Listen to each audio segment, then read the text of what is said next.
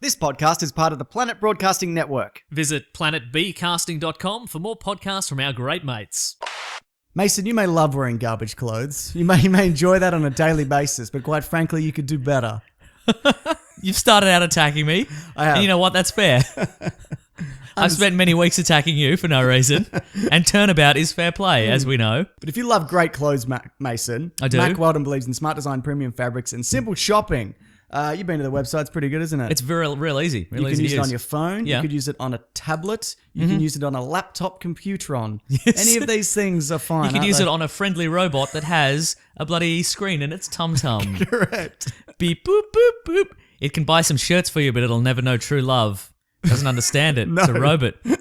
All their products are also naturally antimicrobial, which means... Here's a fun fact for you. Go on. Well, explain what that means, I guess. They eliminate odor. Well, we did a little interview that we'll probably play a little bit later. Perhaps. I was wearing my Mack Weldon shirt. Me too. Sweated all the way through it. Let me tell you, it's a big day for us.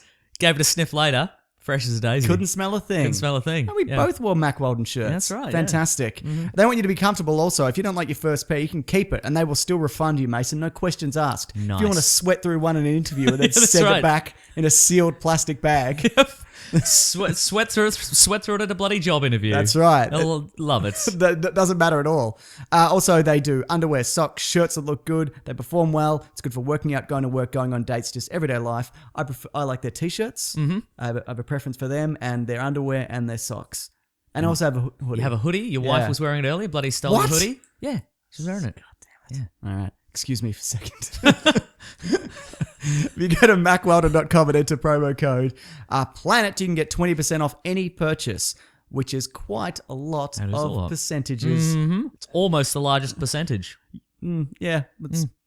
No, but... No, for the purposes of this ad, okay, yes, it's the largest percentage. Right? That's mackweldon.com, promo code PLANET. Love it. Let's do it. Red hot comic book movie news, shooting up your butthole. The Weekly Planet, the Weekly Planet. Welcome back, everybody, to another episode of the Weekly Planet, official podcast of comicbookmovie.com, where we talk movies, comics, TV shows. My name is James, also known as Mr. Sunday. With me, as always, my co-host Nick Mason. Fair warning, listeners. I'm eating a buttered menthol. A buttered menthol. Because of your ongoing cough, which you've had for 6 months. I didn't even think about it until you pointed out last week. You're like, haven't you been? You've been sick for months, and I'm like, oh my god, I have. So it hasn't been you've got sick and then you got better and then you got sick again. You've just been sick the whole time, like a general I think I level. recover and then I get something else. Okay. Which makes me start to think that perhaps I'm allergic to this podcast. It's very possible. Because I'm fine, and then I do the podcast, and then I'm sick on the podcast, and then I go and I live my life, and then I'm fine again. You don't think it's the public transport that you work on with people coughing and spluttering their way through winter? Okay, it could be that now that I think about You it. should have built up an immunity by now. Yeah, I've got right? teacher's immunity, Mason, as an education man, as a man who always gives back. You're immune to education now. That's right, exactly. You'll never learn again. You get sick, you get real sick, and then you stop getting sick forever. But I think mine's going to wear off sometime soon. Oh, yeah. Yeah. Because you don't deal with anyone anymore. Not anymore. Don't shake any hands. Don't do nothing. Yeah, right. Yeah. But anyway, Geostorm looks pretty shit, doesn't it? I mean, all the best. I had a plug before we get started. Sorry. I mean, it does. Put a pin in that. It definitely does. Our friends over at Do Go On. Yeah. During the comedy festival in April, I was on a live episode. Yes. Which is about the Loch Ness Monster, which you can get on their podcast, but also they recorded that on video. Yes. And you can watch that on YouTube now. Yes, that's right. So you go to youtube.com/dogoonpod. Yeah. And it's bloody right there. I noticed that because I watched Look at my weird head. I will. Okay, I watched good. the whole episode and I noticed when you look at their YouTube channel, it actually just says Do Goon Pod, which is pretty good. It's pretty good. So go to Do Goon Pod. Go to that for the novelty at the very least, but then bloody watch that. It's a good episode, yeah. Especially if you love the Loch Ness Monster and otters. That's true. That's a recurring theme in that. Yeah. Anyway, Geostorm, I've had a change of heart. It's great. Why? No, actually, it doesn't look great. I mean, it looks like everything we've seen since Twister, doesn't it? Mm-hmm. Just nothing new. It's Dean Devlin's directorial debut, who wrote Independence Day and a bunch of other crap. So he's just been milling around for like 20 years. Yeah. He hasn't directed anything. No, he's doing Roland Emmerich films. That's amazing. Yeah. But I don't hate Dean Devlin. It's weird. No. Yeah, it's weird that he has never done this before. But this movie was supposed to come out around Batman Superman of last year. and it got pushed back. Oh, no. Then apparently they put $15 million into reshoots, and it was supposed to come out again, I think, late last year. Then they pushed it back again. Yeah. I don't even know when it's coming.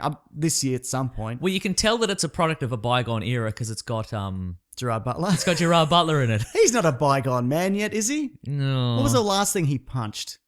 Yeah, right? London. He punched London. You're Yeah, right. That's yeah. true. I was going to say it was either a London or a White House down. Yeah. But it was London, yeah. Yeah. So, but it's the same thing as all of these ones. It's like Yep. the dad who's got it's the Yeah. single dad who's either divorced or his wife's dead. Yep. And he's the only one who knows the truth of what's going to happen. And he Yep. tries to tell the government, but the government are like, why don't you shut up for once in your life? But then there's a geostorm and a Yeah. tidal wave and the Statue of Liberty bloody falls Because into you hate disaster movies. You hate disaster movies, but this one, it seems like they've found a little loophole because there's potentially a villain in this, right? Yeah, I guess there is. Yeah. Unless the villain is just like satellites. a bug in the computer system. Oh, we should point out the story of this is why are we doing this? Why did I put this in? But the story, It's a very obscure choice. You sent me a text and it was like, "Hey, watch the trailer for Geostorm," and I'm like, "Sounds like an iPhone game," but all right.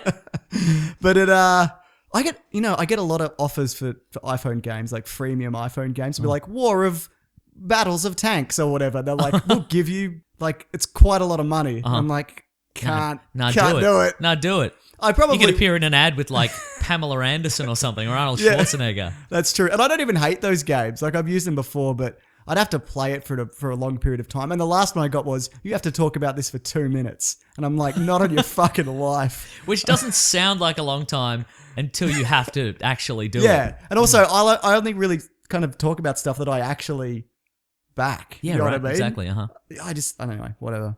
Anyway, Geostorm Anyway, was good. I'm not saying I won't do it. I probably will at some point. This has a somewhat all-star cast to it. Yeah. Jerry Gerard Butler. Andy Garcia, Can't even remember. Yeah, who else? So he's the some president. random dude. Oh, what's his name? He's an English guy. He's from across the universe, and I don't know what his name is. Yeah. Anyway, Jim Sturgis. That's There his you go, name. okay. Yeah, yeah. Have you ever seen Other Across the people. Universe? There's a guy in the trailer who points to Gerard Butler and is like, "You look a lot older than I thought you'd be. You're an old-looking guy." And I'm like, I thought that guy was Billy Bob Thornton for a second. That guy's such an old-looking young dude. I'm like, are you Billy Bob Thornton? Well, he fits these kind of movies because Billy Bob Thornton will like stand in a control room and be like, Yeah. what's going on here?" Wasn't he in Armageddon? He was in There Armageddon. you That go, was his okay, job right. in Armageddon. Nice. So, Nice. look, this isn't going to be good. We'll probably have to see it though because it'll probably come out around that time when there's no movies. Oh, in the dead zone, And we'll be sure, like, yeah. "Hey, we need a topic. What are we going to do?" Let's make all of our listeners, our loyal listeners who have backed us through thick and thin, let's make them watch a garbage movie with the bloody. Well, let's make them watch The Career Graveyard of Gerard Butler. Sounds really good. I like Jerry Butler as well. Yeah, I quite like him. Yeah, You're clearly friends. That's why you call him We're close, Jerry yeah. Butler. I normally just call him Jerry, but for for the sake of the podcast, Do you go? You seem like the kind of guy who'd be like, "Yes, I was having lunch with Jerry Butler." Jerry Butler, Jerry Yeah. Butler, actor, Yeah. Jerry Yeah, Butler, You know him yeah. from movies. Yeah, you know him. He's from Gamer. Yeah, that's right. Anyway, there's a new Cyclops has a new. Ed Harris is in the movie. Oh, there you go. Abby Cornish. Oh, she's Australian. Yeah, she's Yeah, great. Australia's own. Go ahead, sorry. What was the next? Cyclops. We saw a picture of him. Oh, He's yeah, got a from- new from- 90s visor. Looks pretty good. I like it. Yeah, I like it a lot. Isn't it weird how, in a lot of cases, the make or break for us enjoying something like a film or a TV show is just a dumb little detail? All I can remember from Days of Future Past are Cyclops future glasses. They were so bad. They were so Everything bad. else is gone. It's like they've got a pair of like Oakley speed dealer sunglasses, got a pair of pinking shears and just cut around the edges. They're like, how can we make these dumber? I know. And yeah, it's just, exactly, you're right. That's all I remember. Yeah. Beast had a nice sport coat. Oh, did he? He did. Okay, It was a good. pretty good sport coat. So was he in full Beast He was full Beast. Yeah. product placement? What is it again? Prosthetics. Yes. What's wrong with me? Yes. I mean, breaking down trailers all day, Mason. Cut me some slack. How many did you do? Just one. But it Okay, good. it took long enough. Yeah, right. And it's a Star Wars one, so you got to get it right. gotta get it You right. can't make any mistakes. No. You'll be pilloried in the press. Though it's quite funny when you make a mistake though, just because people get real pissy. I cannot imagine. They might have a director for Suicide Squad. Due. Jaume. Wait, wasn't it going to be Mel Gibson for a minute? No, it was in talks. Oh, right. How Okay. do you say this name? Is it Jaume? Jaume? Jaume.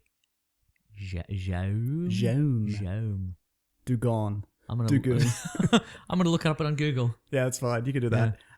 He looks like he's going to be directing. Wait, what's his name? Does he just have one name? Jaume Colette Sarah. Oh, Yeah. very good. Or Sarah. Serra. Oh, I see. Yep, I get it. Yeah. I often look up pronunciations for videos because that's another thing that people are like, that's not how it's said. How dare you? I've gone to pronouncenames.com. Yeah. And there's a little video. Let's give this a spin. But there's always like 3 options. Yeah, I well. always find. The following pronunciation is brought to you by They're pronouncenames.com. getting in some sneaky that's right. advertising. Jaume. Jaume. That's very exotic. Good. Yeah. Yeah. Anyway, you I might, got paid $40,000 for that by pronouncenames.com. even though I talked over it. Yeah. Okay. No, good. we get more if you talk over it because it sounds more real. Oh, okay, You know what I gotcha. mean? Yeah. You might know him from The Shallows. No, Blake Lively fights a shark. not gonna watch that. I've seen it. It's okay. Wait, hand to hand No, in a boxing ring? it's fin to hand. Yeah, of course it is. How stupid of me. Of course it is. It's fine. It's like a, it's like a Jaws kind of knockoff, and no, it's more. No, it's just set on like a tiny little rock, like Okay. 100 meters out in the ocean or whatever. Oh, I know the one you're talking I've about. seen Okay, the right. trailer for it. Non-stop, where they either had to stop or not stop a train or plane. Okay, with sure, Liam yeah. Neeson. Yeah. I think it was a plane. Mm. And he also did Unknown with Liam Neeson, where he didn't know or he did know Right. who he was, Uh-huh. and that's shit. So they've moved from the big blockbuster director like pool for quite a few years has been like they do a real cheap indie film, yeah, and then Marvel or whoever sees them and goes, okay, we'll grab them, we'll put them in like a $200 million movie. big time. So now I guess with the addition of Home, what they're doing now is they're just looking at all the movies that have been made due to some sort of European tax dodge, Yes. like all the Liam Neeson movies, and they're like, okay, we'll get that guy. That sounds pretty good to me. We've probably got some blackmail dirt on him, so let's get him to do it for cheap. I don't think like any of the movies I've seen of his, they don't stand out much. Like I'm not like, oh, that guy's got a really unique style, and I'd love to see his vision for Suicide Squad. Also, the fact that you can't remember if Non-Stop is about a train or a plane. That's You'd right. think. I mean, I haven't seen it, so Yeah, but still. yeah. But if I do remember the poster, it's just Liam Neeson hanging out of something. He's holding a gun, and there's just speed lines all around him. So maybe he's on a plane, maybe he's on a train, maybe he's on a bus. I don't know. Yeah, maybe he has to stop it, or maybe he doesn't. Maybe he has Who to keep it knows? moving. Yeah, that's right. We talked about this last week, and then it got announced pretty much as like just after we recorded. Yes. The next animated DC Warner Brothers movie will be DC movie will be Gotham by Gaslight, Oh yeah, which is that's cool right. because we were like, Yeah. wouldn't that be cool if they did like an Elseworld kind of thing? So no, I like the sound of that a lot. Sounds Me too. pretty good. You all for that? Yeah. Good. I have nothing else to say What at all? about that. Oh. I've got many other things to say, Okay. Mason. Let me tell you about the state of immigration. Oh no. What do we got here? Working title for Venom, the Venom movie, Yep. is Antidote. It starts filming in September. You put a weird pause in the middle there. Is it 2 words? I drunk some water. No, you said antidote. No. Antidote. There we go. Okay, that's Sorry, okay. I yeah. feel better now. Yeah. Okay. I was like, is there a pun in there or is that a No. Okay. Why right. would antidote? Yeah. It's definitely 2 words, isn't it, Mason? Nope. Oh. Anyway, apparently She-Venom will appear in this movie. Oh, So yeah. they're going to be throwing everything at it. Okay. Tom Hardy's Venom, a She-Venom, a Carnage, all of these things. Oh, Carnage is confirmed? Yes. Confirmed Carnage? I believe so, yeah. Okay, right. I don't know. It's probably just heavily rumored, but Yeah, right. you okay with that? Sure. I mean, Homecoming was pretty good, so I'm like, yeah, Yeah. give him the benefit of the doubt on this one. Yes. But you give him nah. I refuse. Yeah, I refuse but- to give him the benefit of any doubt because they've ruined so many things. But we'll see. Look, Mm-hmm. I'm inclined to agree with you, but I do like that it's sort of set in the MCU, and I think lessons may have been learnt. There you go. But I've been wrong But so often. potentially the wrong lesson. I think if movie studios are good at anything, it's learning the wrong lesson. Yeah, it's true. Like yeah. it's anytime, like whenever Deadpool becomes popular, they don't go, oh, that's because it's a unique character. We yeah. haven't They seen go, before. no, it's R-rated action comedies. Just make more Swearing, of those. swearing. Swearing's good. Yeah. More swearing. That's why we're still getting movies like Geostorm. That's very true. Yeah. Mason, we've got another hot scoop or lie, Oh, we do potentially, yeah. but it's from a trusted source. Our famous segment, Hot Scoop or Lie. Yes, should rhyme. People have mentioned that. Should be hot scoop or poop. Hot scoop or hot poop. Yeah, that's Okay, right. we can do that. That works. Yeah, but we got an email. You probably don't want to read out the person's name just in case. Oh, that's right. This is the guy. but in this one, he said we could. I still don't. Yeah, no, I don't think we should. You're right. Maybe his first name. Yeah, why not? You know, because I Do you think he wants the fame now? credit Do you where think credit's due, credit's exactly but I don't want right, yeah. anybody to get fired. Is what I'm saying. This is about the Han Solo movie. That's right. Mason's ready to go. He's I'm ready to geared go. up. Okay, so this is our friend who reported on the potential leaving of Lord and Miller from the Han Solo movie. Yep. Which happened. And he also told us about the Woody Harrelson prune story. Yes. Unconfirmed. Unconfirmed. So he's 50-50 at this point, unless the Woody Harrelson prune story is true, in which case he's 100%. Unless the directors didn't leave. This is an elaborate ruse. Go on. So he says he has an insight into the mind of Alden Ehrenreich, who's Han Solo, and why he may have ratted on Lord and Miller. I love how it's ratted. Ratted, right? Yeah. Take this with a grain of salt, Yep. as his source may have just been trying to tell a good story. I want to be clear about this. We are definitely taking this with a grain of salt. And again, I can't remember which one it was, but we received a hot scoop, a hot poop a couple of weeks ago, and then that was reported, I think, in like on a website as if it were a true. Yeah. We don't know. Well, that happened again last week. Yeah. Just if you're from a website, don't. just don't. don't do it. Just don't. This doesn't mean anything. Yeah. So this is no, don't. Okay, so this is what we've been told. This is what our friend's telling us. Yeah. So the crew on Han Solo have been told, the crew, like the camera guys and the light guys and what have you, Yep. have been told to not interact with any of the actors unless the actors interact with the crew first. As it should be. Yes, exactly. But it says Alden and the rest of the actors don't get on, and often during downtime on the set, he goes to his trailer to be by himself while the rest of the actors will go out together. Because he's Han Solo, mate. The source says this is because the rest of the actors are more experienced and can do more improv on the set, while Alden does not.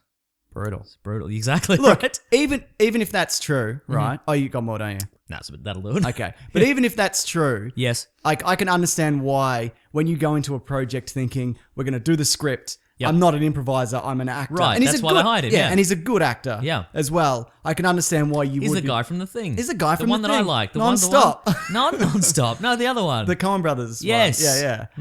I can understand why then you would be put out by, this is not what I signed up for and I'm looking like a fool because I can't improv. Because it's not Right. his skill set. Yeah, Presuming this is true.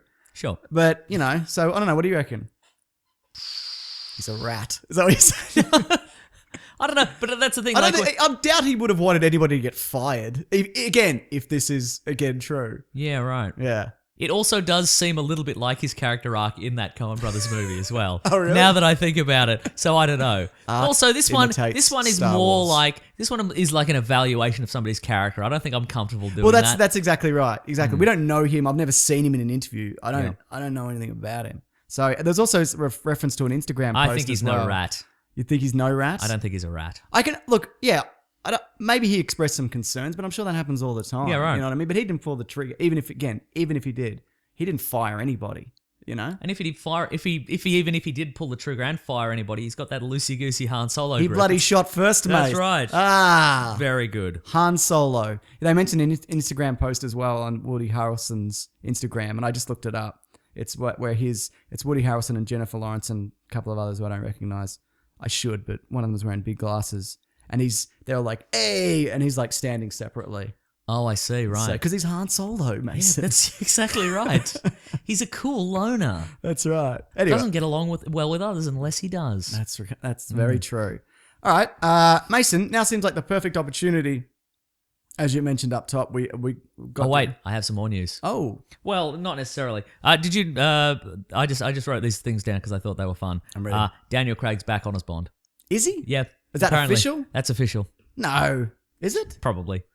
I it was like heavily rumored, Right. And that Nolan, The might man do who it. said he'd slit his wrists yeah, rather than do another Bond. he probably said that to a day of like he did 15 days of interviews in a row. Yes, exactly, And people yeah. just kept going, when are you going to do That's another probably James what he was Bond? referring to. I'd rather slit my wrist than do another day's Yeah. of this promo press junket kind of thing.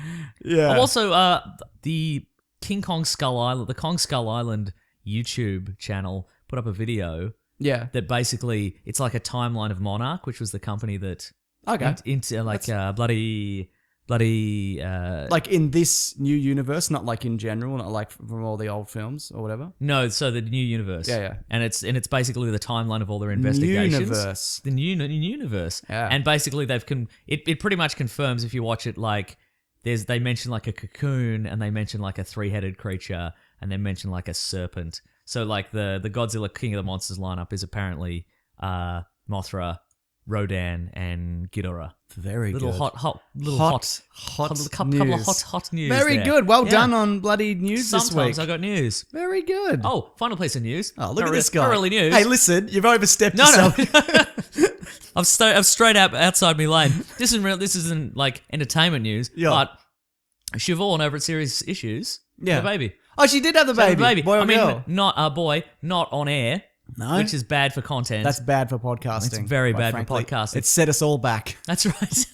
But anyway, apparently baby Shatterstar is very healthy and doing well. So Real name? congratulations over there. So hopefully we can get her on to your famous segment as a father and she can talk about being a father. Absolutely. That's how that works, isn't it? I'd love to get Siobhan on, but I guess that's probably going to rule her out for at least a week. Yeah, So absolutely. we'll give her a call Yeah, tomorrow. nice. and Yeah, we'll let's do it try to tomorrow. Yeah, something we'll up. tee Oh, something that's up. great, man. Good Yeah. on her. I've never actually met her. Have you met her? No, never. Yeah. There you go. Maybe she's no good. Like, it's a really good point, actually. That's a great podcast, though. Serious Issues with Andrew Levins, who's been on this podcast before. Yeah, that's right. Yeah, definitely worth checking out.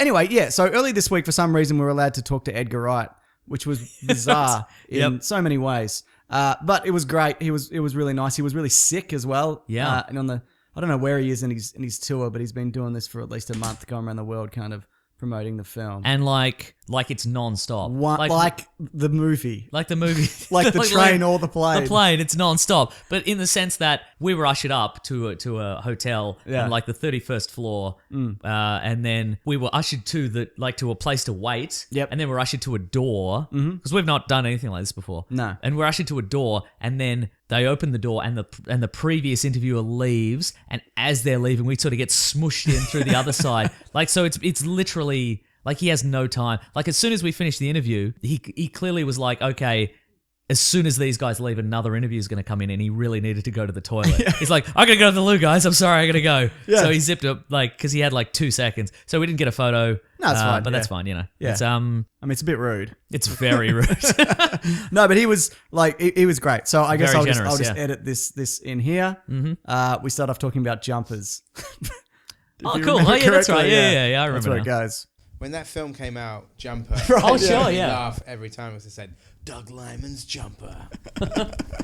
Because it's sweater. We're Australians, I think, get good at translating across the pond. Like, Yeah. we know the American one and the British one, and we sort of automatically do it. Yeah. Do you want to kick it off? Oh, absolutely. Yeah. James, we've had some incredible guests on this podcast in the past. Not true. Your wife. Yep. Our friend Ben. Yep. A dog. Yes. But I think by quite a wide margin, this is going to just blow them out of the water. Absolutely. Okay, so you know him from a whole bunch of things we love. Shaun of the Dead, Hot Fuzz, The World's End, Spaced. Now he's got a new movie out. It's a heist. It's a romp. It's two things that I love. It's called Baby Driver. Yep. It's out right now as we speak. It's Mr. Edgar Wright. Edgar Wright, how are you, sir? Thanks for having me. I'm it's not a sure pleasure. romp. When there's already got baby in the title, saying romp like it sounds a bit too much like romper or something. So I'd like maybe like saying caper is better than romp. Caper is Okay, we good. can do with that, I'm yeah, going to revise yeah. it. It's a caper. Yeah, we'll edit that out. How are you feeling? I have tonsillitis. Yeah. If I'm completely honest, but I did have the amazing experience last night of doing a Q&A with Dr. George Miller. We saw that, yeah. The Sydney premiere. But B, him giving me a second opinion on what the doctor had said about my tonsillitis. Because him as a real doctor, it was like a funny thing where he said he was asking me what the doctor had prescribed and he had some of his own thoughts, which was just amazing. So I thought, I'm actually literally getting like a sort of second opinion from Dr. George Miller. Do you think he was correct? He's been out of the game for some time. That's true. He's still a doctor. There you go. Still has a Never medical gave it up. license. I'm not going to argue with him. No, He knows absolutely. more about medicine than I do. That is, and all of us, I'd imagine. So, something we Tell always me more about Ben and your dog. I mean, what's to say? Ben's a guy we know, and a dog is a dog that lives in my house. That's kind of the extent of it. Yeah. we just wanted a guest we didn't have to purchase from a pet shop. I think is ultimately, and we reached out. So, something we always speak about when we speak about an Edgar Wright film is we're always surprised. We always go in and we go, "Oh my god, I didn't know he could do." Long form kung fu. We didn't know he could do bad boy style action. We didn't know he could do. We didn't know you could do. You're in the room now. Listen, you never asked, did you? It's nice. True. My question, I guess, is we're always surprised. We've reached a point where maybe we shouldn't be. Do you ever surprise yourself when you put something I think together? you're always trying to challenge yourself, but I think also it's that thing where people always want to put you in a box and always surprised when you have different interests. Mm-hmm. Like I think with some people, like friends of mine who've seen this movie, are sort of taken aback by it. They said, "I never knew you were like a gearhead." Sure, and I was right. like, well, I was in London for like 20 years where I never drove. Right, Like, right, sort right. of, I never owned a car in London ever. Because London's one of those cities where you don't have to drive. No, that's it. It wasn't really until I used to drive when I was like a teenager in the country, and then when I started living part time in the States, like you have to drive. Oh, especially in absolutely, Los sure. Angeles. But it's that funny thing. I remember that back sort of like it is a funny thing when you're trying to, within what you do, just try and be as versatile as possible, and also because the movies I make are all like 3 years apart. Most of the time it's like trying to do like a new subject each time. Sure. And is that something you deliberately set out to do, or is it just an interest that pops into your head and you think, well, now I have to do some high Well, I octane think chases? If you spent 3 years doing a zombie movie, you don't want to spend another 2 years doing another zombie movie. Oh, absolutely. Well, you had sure. the opportunity. I remember you mentioning that you were thinking of doing a sequel to that with the same characters. Not a zombie movie, but a different kind of Yeah. genre. But you decided, no, that's a bit too similar. You wanted to move away from it. Was that the idea?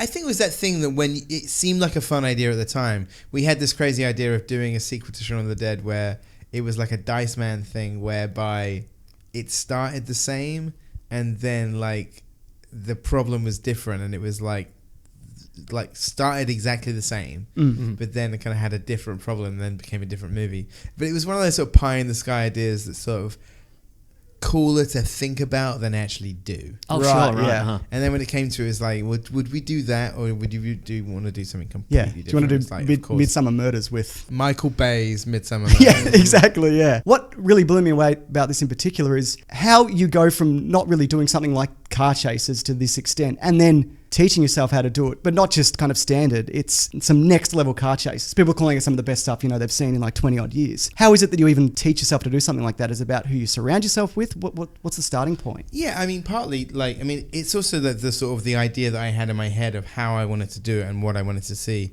And to be honest, a lot of it is actually going back to more like old school sort of filmmaking techniques. So in a sense, you're not really doing anything that like Peter Yates or William Friedkin or Walter Hill haven't done before, but you're just doing the latest camera rigs to do it, And then on top of that, I think what is different is also just the use of music, a sort of like using music as the complete and utter motivator of every scene. And then on top of that, in terms of crew, it's like, so between my cinematographer and Bill Pope, who shot The Matrix in Sydney, in Australia, and my sort of second unit director and stunt coordinator Darren Prescott, and the stunt driver Jeremy Fry, and the other stunt coordinator Robert Nagel. Between those guys, they have worked on Bourne Supremacy, Matrix Reloaded, Drive, John Wick. Right. So they've done plenty of car chases, Mission Impossible. So it's like taking these guys who like, these are the pros. Yes. And like Bill Pope, who I've worked with 3 times, he shot the Matrix Reloaded chase, which whatever you think of that movie, that's an amazing. It's an car incredible chase. sequence. That's what Yeah. people come away remembering, yeah. Anyway, so yeah, so basically just then, so that's like, you got those people already on kind of deck, and then it's like you present them with like, this is my idea, this is what I want to do, and this is where I have an idea for something which is different than anything I've seen out there. Does anyone at the studio, when you say I'm going to have a movie with car chases, does somebody say, if you want, we could just do it all in the computer? You'll never even have to see a car? Nobody said that. I mean, The only time that sort of I saw people kind of like raise their eyebrows a little bit because they weren't expecting it is when I said that I wanted to do all of the actor shots on the roads as well. Yes, right. Because definitely the sort of, not all movies are like this, but a lot of recent movies kind of go the green screen route just because it's easier. Or it's And you just use about real streets as corralling- well. Sorry? That was sorry, I cut you off. You use real streets as well. Like you use proper Well, neighborhoods. basically what you do is that you're shooting the kind of car stuff, and then the actors come in and you start mopping it up. So sometimes it's on a completely different day. I mean, that's kind of crazy where you've shot all the stunt stuff with the stunt cars, and then you go back on a different day in the same street and have the same continuity cars behind. But say on the day where we did the freeway stunt, we did this big bit on the I-85 freeway that is in the opening scene, and it's like a major thoroughfare in Atlanta, so it was easily the most complicated and expensive day. And we had like 6 a.m. to 2 p.m. and that's it. Sure, So right. then the stunt unit are out from 6 a.m. to 11 a.m. And at 11 a.m. the actors come in, and at 11 a.m. until 2 we get as many shots with the actors as we can. And that's kind of how you do it. So sometimes it's like you're splitting the day. It's like, these are all the stunt driver shots, and now here are the actor shots, but it's on the same freeway.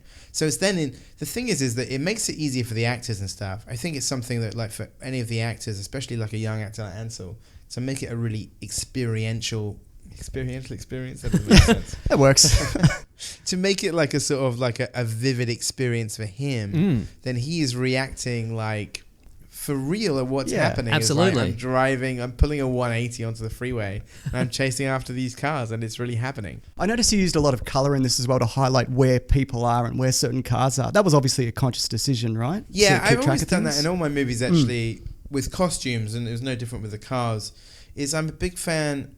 If you watch all of them from Shaun of the Dead onwards, there's always like a color coding to the characters. They wear like a color that remains their color.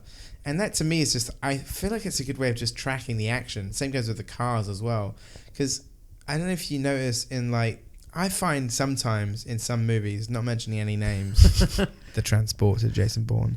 But it is a thing where when you get goodies and baddies all wearing black, or goodies and baddies with the same black Audis. Yes. Oh, absolutely. You do get into a problem where it's like people have all got black SUVs. You do get into a problem of not being able to track anything that's happening. It's just glistening bald men crashing into each other. bald men in black, and it's a funny one. I don't really quite. So I think with this, I sort of really tried to kind of like, in the way that we even shot Atlanta. Atlanta is a very leafy city. People even call it like a sort of a city in a forest, and we very deliberately didn't really show any of that part and had all of the concrete urban built up areas, so that the whole film would feel like grey, but the characters would pop. Right, Like the red car pops, a blue car really pops, their costumes really pop. And then it's only really, without going too much away, it's only really in the finale, the very final scene, that you actually get into leafy Georgia, and you get kind of like a green explosion of like, not a literal green explosion, but you know what I mean. Oh, absolutely. Go ahead. Getting back to the music. I mean, there's been a lot of movies recently that have had great soundtracks, but as someone who, as a kid, really got into sort of Ninja Tune records and Handsome Boy Modelling School and Kid Koala, this sort of really, this movie really hit the spot for me personally. I tried to get another I tried to talk on a Ninja Tunes. One of the people always ask, what songs couldn't you use? Oh yes, and sure. the truth of the matter is, the only songs I couldn't use were not ones because they were too expensive. They were ones that were just tricky. They had samples in them that uncleared. weren't clear. Sure, Well, right. One of the songs I wanted to use and could not was by the Herbalizer. Yeah, great. And I even got in touch with the Herbalizer themselves, and I said, where are these samples actually from? And one of them said, oh, well, this one's from Star Wars. I said, okay, forget it. Right, yeah. This is not happening. But yeah, Kid Koala, it's now my third time working with him, actually, because he did bits of music in Scott Pilgrim and in Shaun of the Dead, and I wrote that scene into the script where Baby makes a sort of a mixtape out of found sound. Yeah.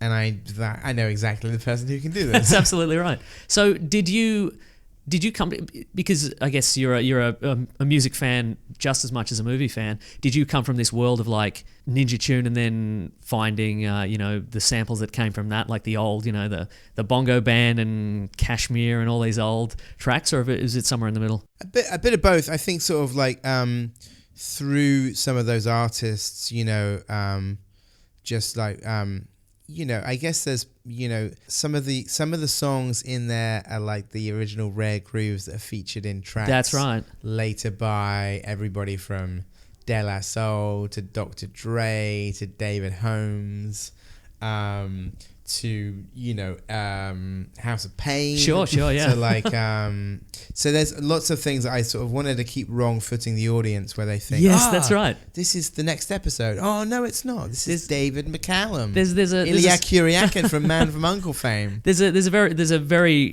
a great scene right at the start with the Harlem Shuffle, and it's so well integrated into the scene. I get the sense that maybe it's just my own bias that some of these songs have been rattling around in your head for a number of years, and you've sort of built a scene around. Is that yeah, fair? I mean, quite a few. I'd say when I wrote the first draft of the script, which I started doing like 6 or 7 years ago, I had like 10 of the songs earmarked of what eventually would become 35 songs. The 10 of them I had nailed down in terms of I knew what song it was, and I basically knew what scene it was. Right. And those were like Bell Bottoms, Harlem Shuffle, the Damned song, Neat Neat Neat, the Tequila song, the Queen song, the Focus song, the Blur song. So those sort of the big sort of action highlights, like the kind of the numbers. I knew what the scene was and what was going to happen. And then when I was writing the rest of the script, I basically sort of like wrote it where it's like it's a song per scene. So if I got to a scene where I didn't have a song, I would not start writing until I'd found the right song. There you go. Wow. And then I'd literally go, okay, so it's a diner scene. He's meeting Deborah for the first time, and it's dreamy, and she walks in, and it's like he's imagining. He doesn't know whether this is really happening, whether it's a dream. So he's in a slightly dreamy state. Okay, I'm going to find something that's this kind of tone. Okay, how long is this scene going to be? This scene's going to be like 2.5 minutes long.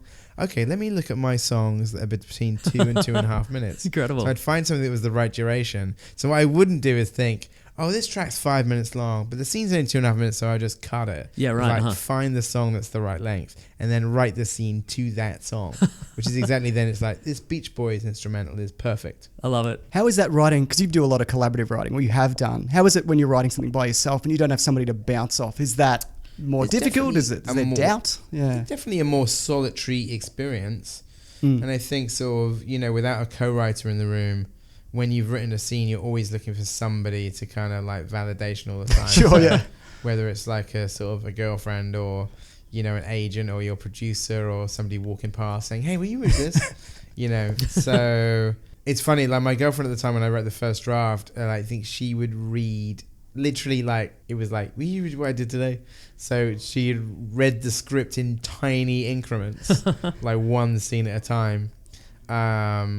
But then the other thing that I did in that process, which became incredibly instrumental to the sort of the finished screenplay, was interviewing ex-cons. Oh wow, sure. So I started I'd done some research before I'd started like writing, and then during the process of writing, this researcher had already sort of done a bunch of phoners with these people, and then when I was actually writing, I got in touch with someone and said, I want to meet some of these guys. So that's exactly what I did. And then I spoke to them firsthand. And by this point, I'd already written the outline of the script. So it was a great experience to be able to meet these ex-cons and say, I have this idea for this kind of character. I wouldn't completely show them my cards. So it's an amazing thing of like all the people on that poster over there. This is good for radio listeners, podcast listeners. I would sort of tell these ex-cons, I'd say, I have an idea for this character. Do you know anybody like this? And, one of the best guys actually for that was this guy called Joe Lawyer, who actually ended up being the script consultant and plays the security guard in the movie as well. He's in the post office heist. He, he'd been in prison for 10 years. So if he hadn't done it himself, he had met somebody like one of these people. Right, yeah. Kind of reminds me of this guy. And then you'd always get something anecdotal out of it that would be really useful. And so I would end up interviewing them and asking them very general questions and then very specific questions. Sure, right. So the very specific questions would be, would you ever listen to music on the way to a heist? And Joe Lawyer answered at one point, and his thing was all about his getaway song afterwards, but he said, I'd never listen to music on the way to a heist because I already have enough demons up here making music. Oh, right. There we Okay. go. I was like, oh boy, what a line. Write that down. Jamie Foxx says it later. Yeah. And then the other bit in that section, which is also from a completely different writer, a guy called Rick Moranis, who is a Boston ex-armored car robber and now crime writer. I asked him the same question. I said, would you ever listen to music on the way to a heist? And he said, no, not on the way to a heist. He goes, well, you know what, there was this one time. And you know when anybody says there was this one time that the next bit's going to be gold? Right, Yeah, yeah. absolutely.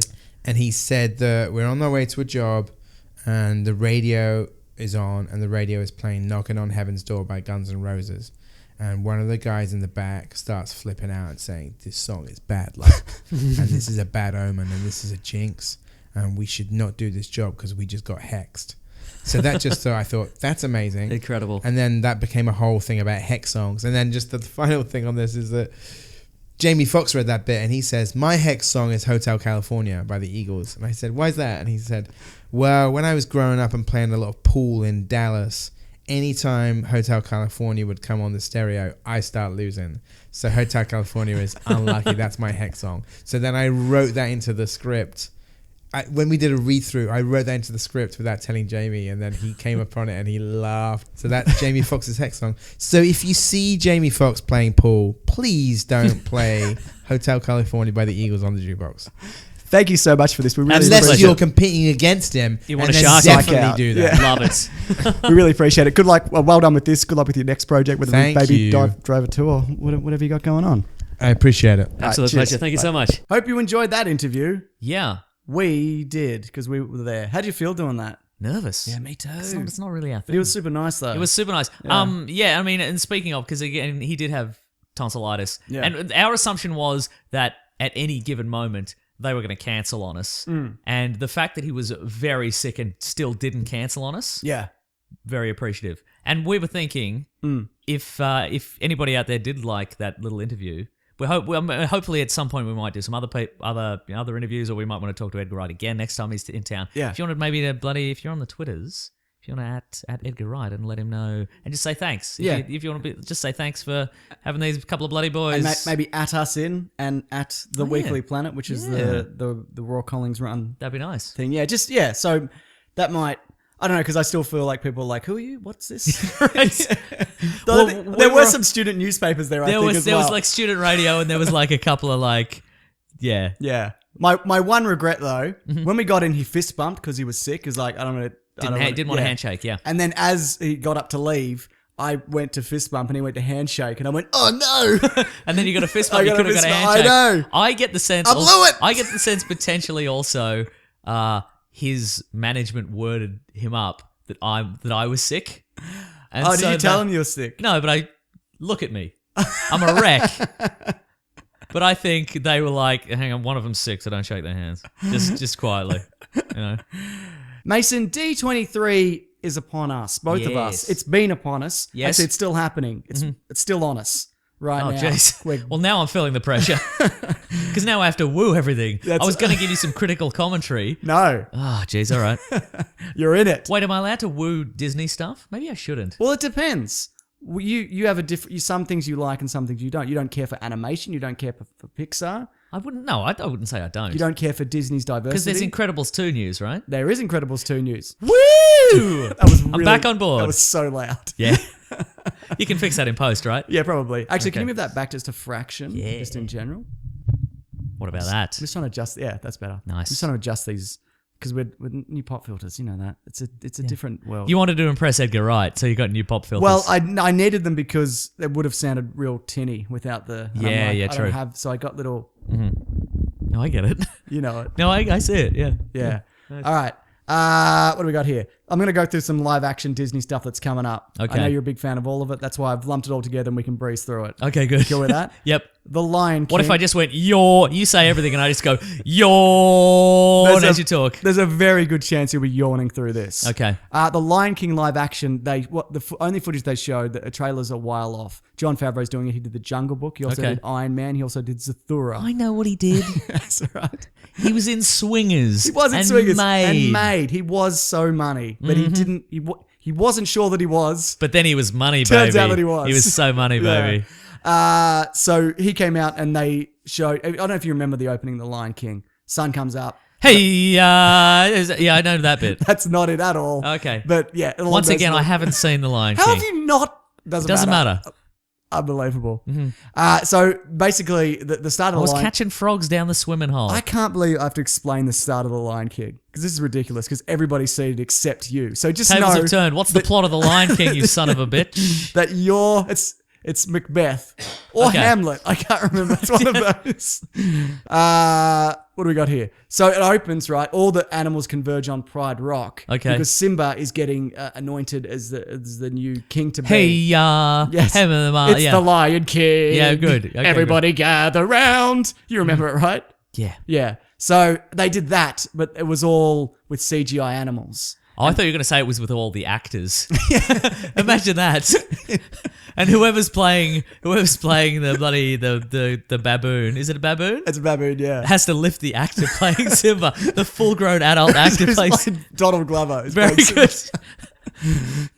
That'd be so good. I was going to give you some casting news, but you won't care about this. I might care. Okay, Rowan Atkinson played, this is a rumor, he played Zazu, which is a bird. He's like a little assistant bird. He's He like, was a toucan or yeah, something. yeah, right? he's not a toucan, but yes. But From the context, I'm aware of many okay, of these yeah. things. So he's back, baby. yeah, but no, John Oliver, they reckon's going to do it. Ah, which I think makes is a great sense. choice. Okay. Mufasa is still played by James L. Jones. Okay. Simba we mentioned. And the rumor is this week that Hugh Jackman's Scar, who Jeremy Irons played in the original, and he's got this amazing song about taking over and stuff and being like, okay. I'm the king. I'm the king. Now, who's Jerry Butler? Who's Jerry Butler going to be? He's baby Simba, but Donald Oh, Glover very is good. adult Simba. Okay, I like it. Very nice. Yeah. He's still relevant. In The Lion King, the musical, Yes. it is... We get it. You're cultured. You've seen a I've musical. seen a musical. Normally, a lady plays Rafiki, the baboon, but I don't know whether that's going to be the case this time. I see. Who knows? Because I don't think a lady played him in there. What about Really? Timon and Pumbaa? It's Billy on the Street. John Favreau should be one of them, surely. No, you know Billy. Oh, Billy on, Eichner. Yeah, okay, and right. the other one is, hang on, I can tell One you. of them's got to... Is John Favreau not going to give himself a role? He'd Could he have be to. Happy Hogan? He could be. Hang on, I got to look this up. Oh, Seth Rogen. Yeah, that's perfect. Okay, right. Yeah, that makes totally sense. works. Yeah. Though I really like Nathan Lane and the other guy who did it in the other one. Anyway, look, apparently it looked amazing, but it's a recreation, and I it's not supposed to be the actual trailer. But if it's going to be the same, it's kind of like, why are you doing this? Don't get me Exactly, wrong. I yeah. want to see it. I really want to see it Sure. because I love The Lion King. Uh-huh. But I just. If the only thing it's bringing is new visuals, but it's like shot for shot, Yeah. who cares? Exactly. But right. it's Jon Favreau, so it's probably not going to be just that. There'll probably be a new song that nobody likes. They always seem to do Great. that. They do that in Beauty and Fantastic. the Beast. Right, okay. But he also, I remember. Was it a rap? Was it a Hamilton-style rap? I'm seeing Hamilton. Yeah. Because I'm going to the States. Oh, yeah. Did I tell you this? Yeah, you did. Yeah, Clay got me a ticket. All Just ticket for one. I've been wanting to see it for ages, and I thought I'll never be able to see it. I'll have to watch some watered down Australian bullshit production of it. No offense to the Australian musical industry. Wow. Wow. Are you saying that you would not love an Australian version of Hamilton starring Craig McLachlan as Hamilton? Yeah, I guess I The would. singer of Hey Mona. Everybody look that up. Everybody look it up. Everybody look it up. up. Yeah. Anyway, enough of The Lion King. Good. Hey Mona. Whoa, Mona. It doesn't matter. Anyway. Tim Burton's Dumbo. Bloody Jimmy Barnes' son would probably be in it. Yeah, he would. Yeah, he's good. Have you ever heard him sing? Yeah. Yeah, he's good. Tim Burton's. I should also point out I think every musical I've ever seen is Australian. I've loved most of them. The Boy from Oz. I've never seen that. All right. Yeah, all right. Tim Burton's Dumbo Begins. Oh, that's going to be... It's not. I don't think it's called Dumbo Begins. I mean, it's. I wish it it was called start- Dumbo it Begins. starts. Uh-huh. You happy with that?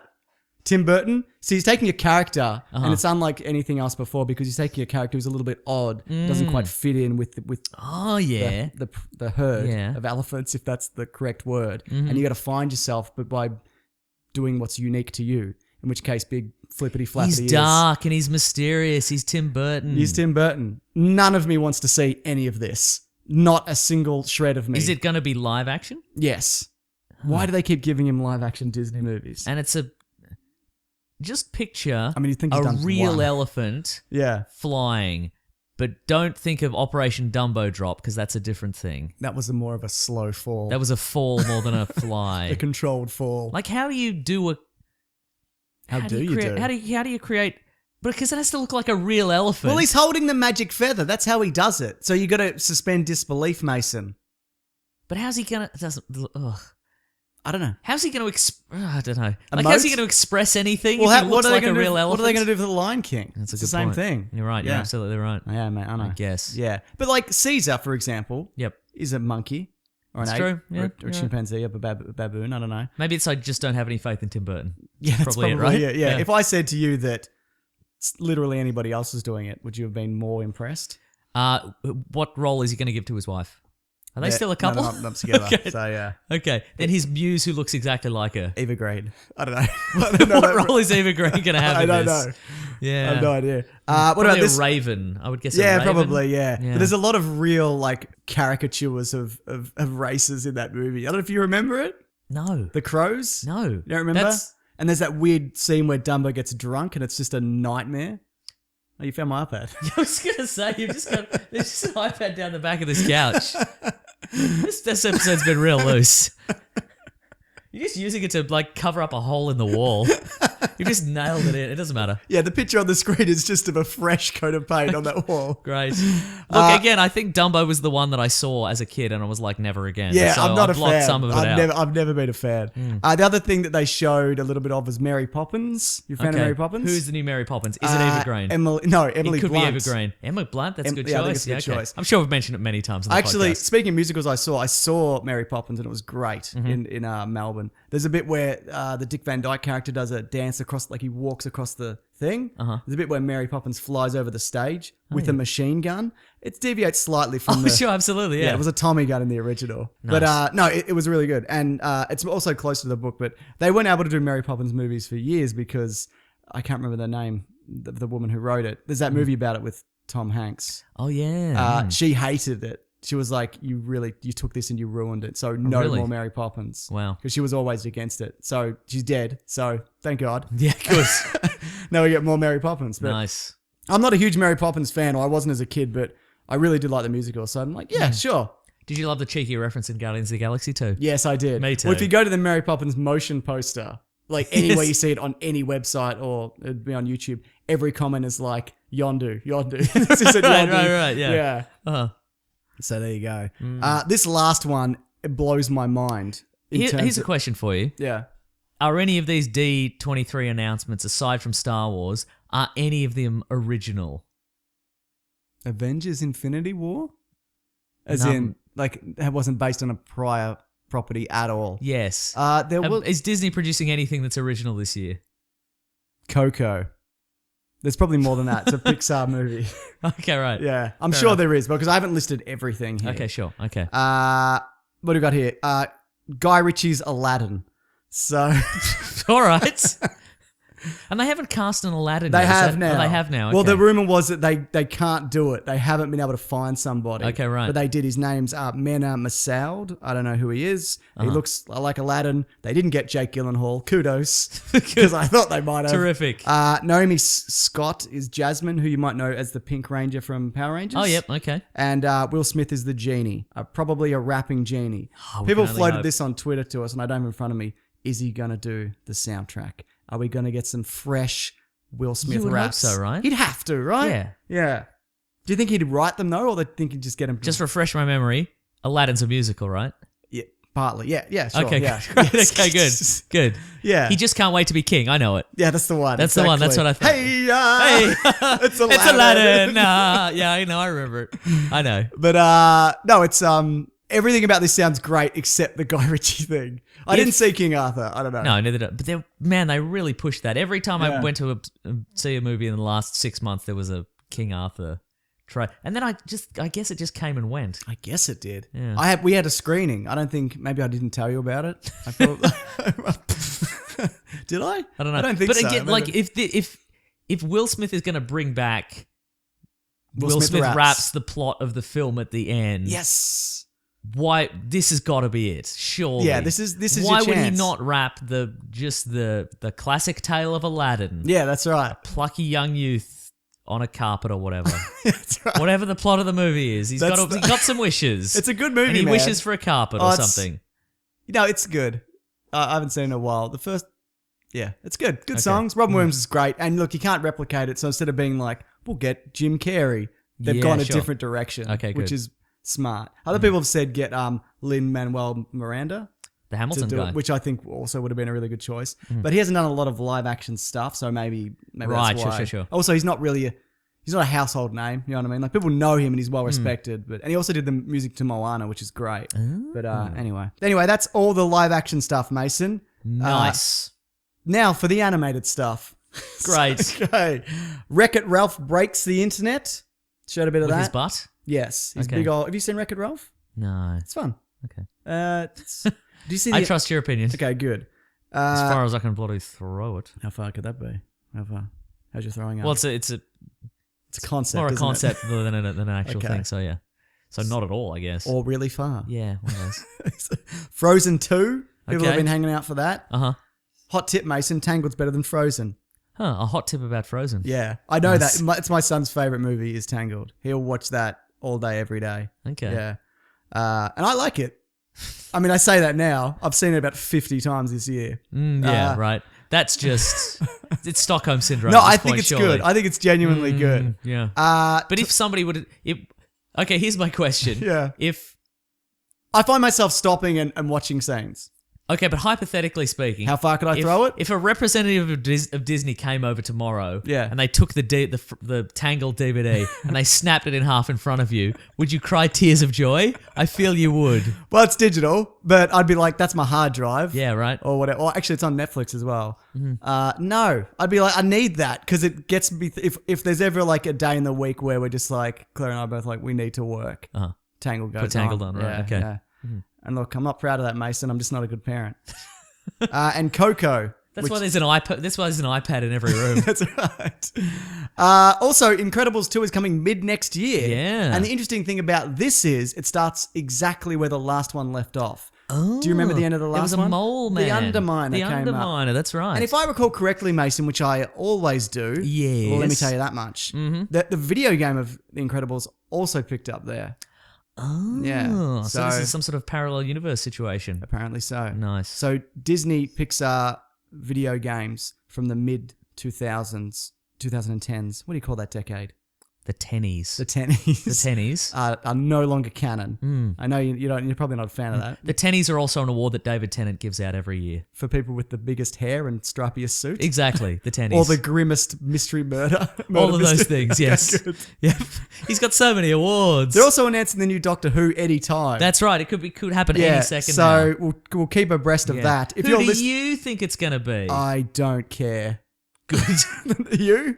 No. As a fan of the series, it always works out good enough. I guess it would be kind of nice if they went a female, but also if they just pick someone good, that's also fine.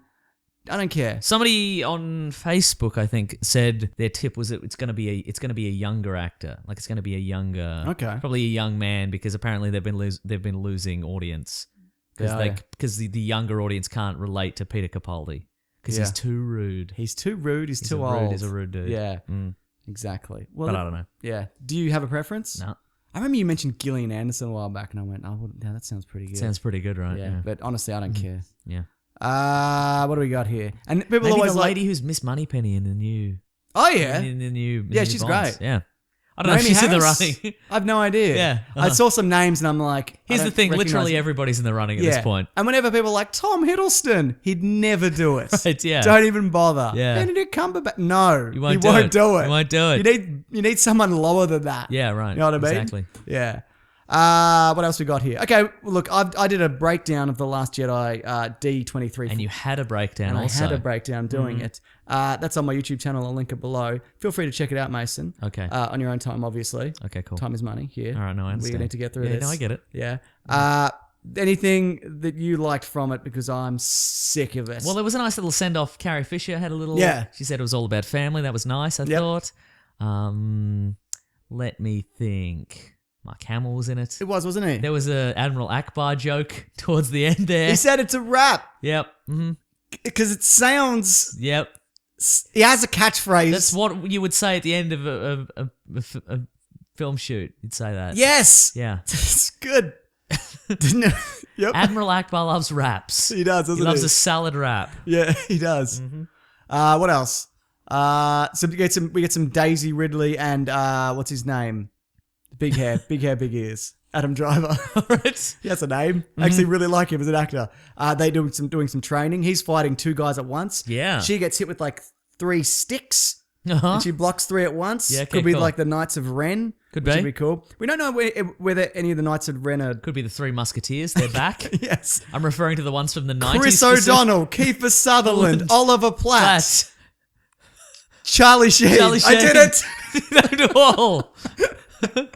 I think I can do the Man in the Iron Mask one. Okay, go ahead. Jeremy Irons, Gerard Depardieu. What's his name? Who's D'Artagnan? Quickly. What's his name? He was the devil in the Schwarzenegger devil movie from the 2000s. Andy Garcia? End of days. No. Al Pacino. No. I've blown it. It's Yep. done. Was it not Andy Garcia? Not in that one. Okay, right. Yeah. God, carry on then. Yeah. Wow. That was not a bad effort though. Yeah. It's That's pretty admirable. good. I can't name the one. That was from- an admirable effort. That was an admirable effort for the dumbest thing, for one of the dumbest things that we've done on the show.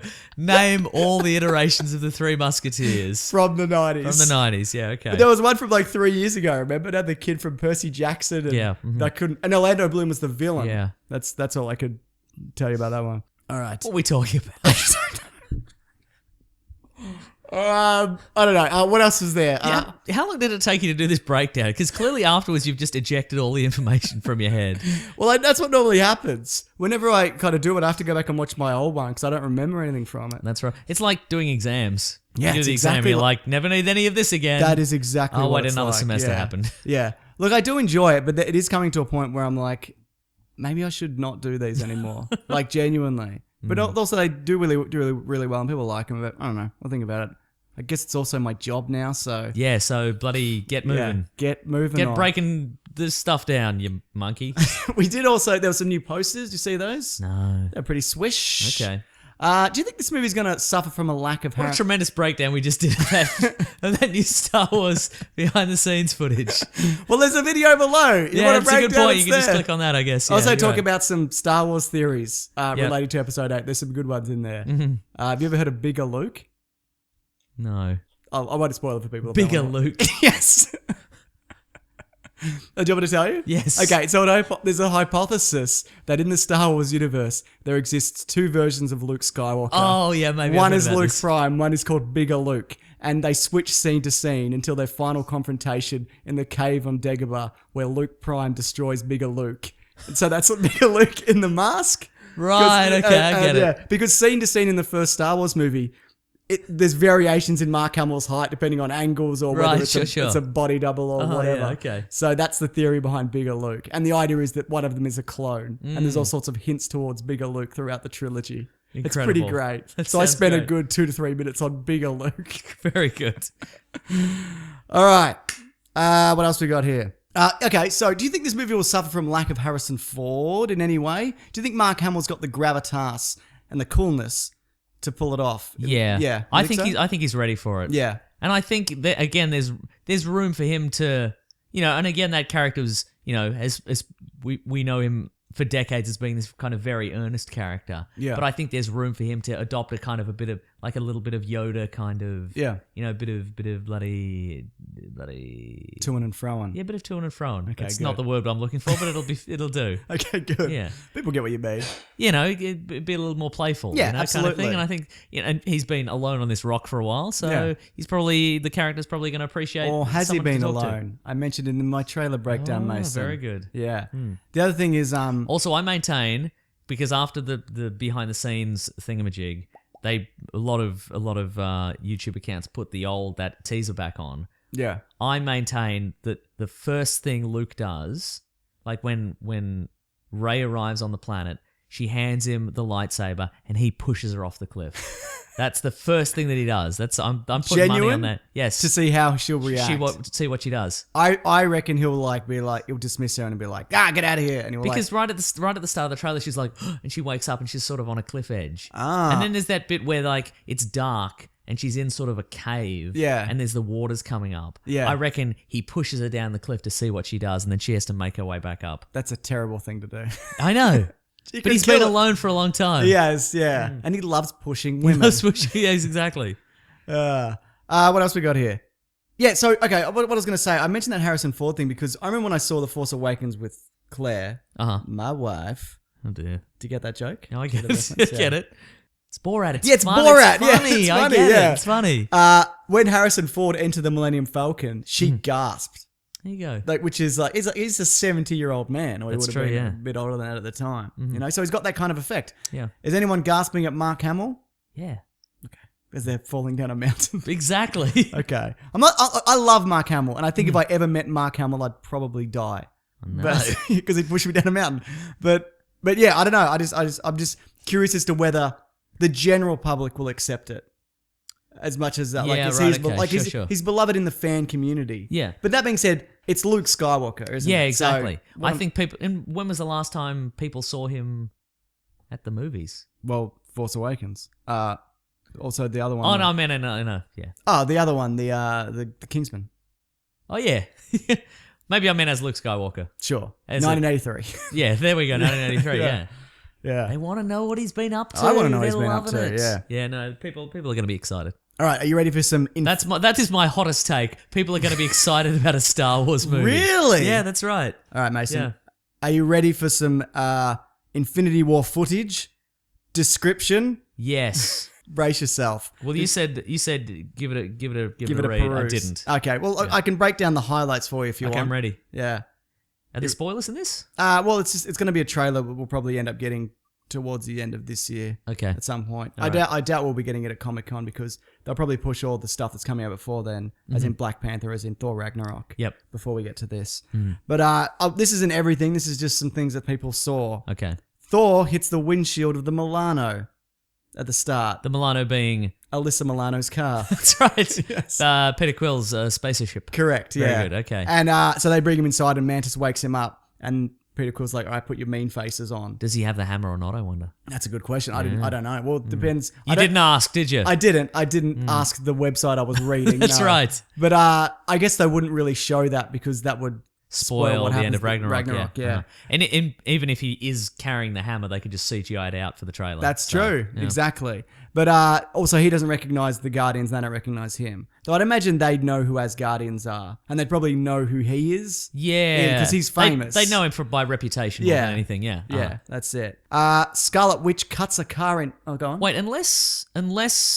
No, they would know Asgardians, wouldn't they? Well, they would because at the end of... They would know Asgardians, but they wouldn't know... They would know that the Asgardians, for the most part, live apart from the rest of space. Well, there's also... Yeah, so there's a crossover between the Collector and Thor the Dark World. Remember, he's in that That's post-credit right, yeah, scene. yeah. So I'd imagine they'd be aware of him. Yeah, aware of absolutely. them. And we've floated this before that Asgardians are like the Amish of the galaxy. Yeah, right. Like people be like, what's with this weird society? Like Yeah, everybody right. else is just like this futuristic kind of neon flashing kind of nightmare. And the Asgardians are all like, we're all kings and whatever. You know what I mean? I'm holding a big... It's a giant chicken leg. Look how big the drumstick is. So No space food pills for me, thank you. It's all big chicken legs. So another scene is Scarlet Witch cuts a car in half, Ooh. which kind of reminds me of. Well, I didn't see it, But it kind of reminds me of, that scene in Apocalypse? Psylocke cuts the bloody car in Yeah, half. okay, It just right. reminds me of another movie where a car was cut in half. Yeah, nice. Peter Parker's on a school bus, and this kind of... But it's in space. no, it's a regular place, regular school bus. Okay, right. The magic School bus, yeah. That's So what he's I on an thought. adventure inside the human body. Yep. And the hair stands up on his arm because something bad is coming to Earth. Spider sense. People like spider sense. I never thought that he didn't have it. Right. It's just, as we talked about, just because his head doesn't flash and it doesn't do Yeah, a right, zoom around him, Yeah. doesn't mean that...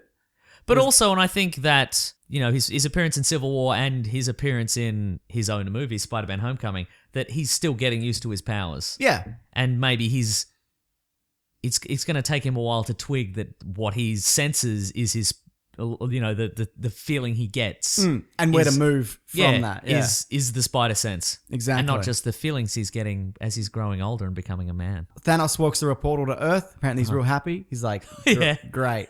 I love it. What if that were a line? I love this. Great. This is I love- great. You've done a good job, team. He's attacked by Doctor Strange and Star-Lord, which I think is a good combo. That is I a like good- that yeah, combo, okay, right. yeah. Mhm. And Spider-Man swings in his new suit. So the suit that we saw at the end of Homecoming, Yeah. spoilers for that, I guess. Then, yeah, so that's the one we're going to be getting, like the Iron Spider, which makes sense. If he's fighting intergalactic threats, Yes. you don't want pajamas. You want something that you That's won't true. get splattered in. Yeah. Yeah. Even though he's tougher than most. Black Panther's fighting alongside Bucky, which is nice. Pretty good. Because they They've were had enemies. some bonding time. That's right. I guess he's got his arm back. I was just going to say, What if it's just a big chicken Yeah. leg? very nice. That's how we do it here. Black Widow has blonde hair. What? And Captain... Where's the... what? I'm just going to say Black Widow's had some good hair and some not so good hair. Where's it going to fall? Where's it going to fall exactly? Apparently it's a little bit shorter as well. Oh, yeah, pretty good. And Captain America has a beard. I'm presuming because they're both in hiding after Civil Sure, War. yeah. So, yeah, that's probably They're something. like, damn, our normal disguise of a basketball cap and a leather jacket's not going to cut it. What else can we do? I forgot my aviators, grow a beard. Yeah, I do love that incognito. So good. It's great. It's the best. There's a bit of Thanos grabbing Thor's head, like he's going to squish it. Oh, yeah. Because he's enormous. He's like 9 Yeah, feet right. tall. He's Josh Brolin mocap. I saw an I interview. thought you were going to say he's Josh Brolin actual height. Yeah, did you see Josh Brolin? He's wielding the gauntlet. Yeah, and he's bloody ripped as, mate. Yeah, that's true. Because he's doing because he's Cable as well. Yeah, right. So he's got to be. He looks great. Also, Thanos holds up. I don't know. This is the description. I don't quite understand it. Thanos holds his hand up and destroys a planet from afar, and then Yes. throws it at the Avengers. So I don't know. I don't know what that is. What to make of that? So like, is it a perspective thing? But because the gauntlet can bend space and time, it's like he can. I think that's what it is. Yeah. I think we see a planet Yes. and he literally points at the planet and it comes off like it's a cardboard cutout. Right. And then it's like if it looks like it's the size of a dinner plate, he just pulls it away and it's the size of a dinner plate. Nice. Like yeah, I think that's Okay. that's I mean I haven't seen it obviously. Yeah, but sounds, doesn't it? the ability to It manipulate sounds, doesn't it? it does sound. The ability to manipulate all time and space, I feel you could just chuck it like it's a bowling ball, you That's know what right.